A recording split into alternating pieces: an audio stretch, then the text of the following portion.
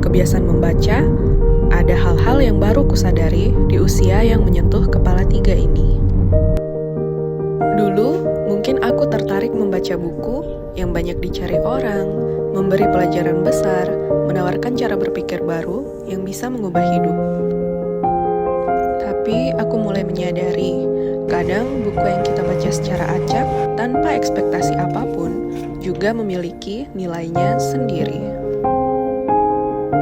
Buku yang dipinjam dari perpustakaan yang kuno dan sepi, terpajang di rak berdebu bagian diskon, yang sampulnya mulai kusam, namanya jarang disebut, dan nyaris tak pernah masuk daftar bacaan yang sedang tren. Kalimat dari buku yang acak, yang datang pada waktu yang tepat, tetap sama bernilainya di saat aku sedang bingung, sedang lelah, atau sedang mempertanyakan banyak hal dalam hidup.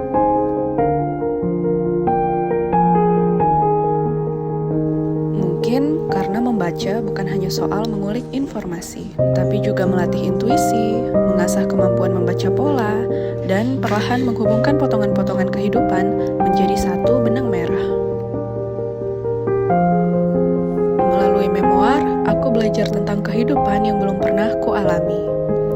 Melalui novel, aku memahami keberagaman dan perasaan-perasaan yang sulit dijelaskan.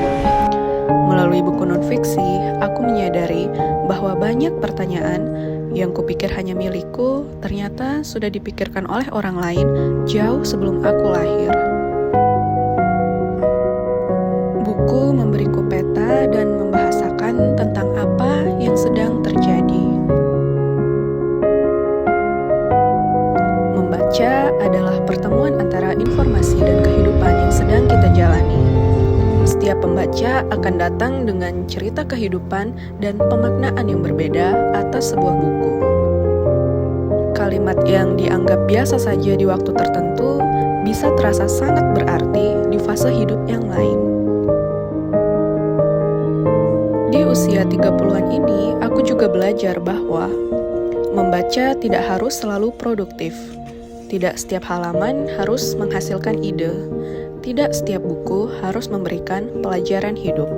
Kadang, membaca hanyalah tempat untuk beristirahat sejenak dari dunia yang terlalu ramai.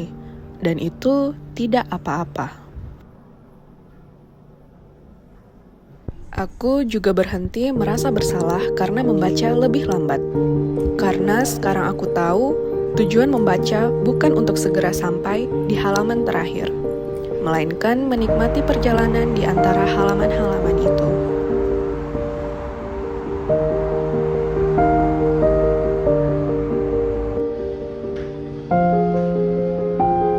Buku bukan sekadar sumber pengetahuan.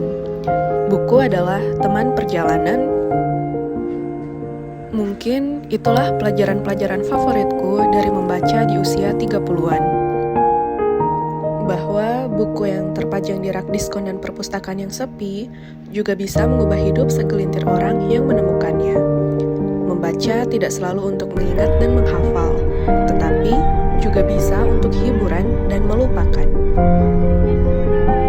Karena pada akhirnya, setiap pembaca akan menemukan bukunya, dan setiap buku akan memiliki waktunya.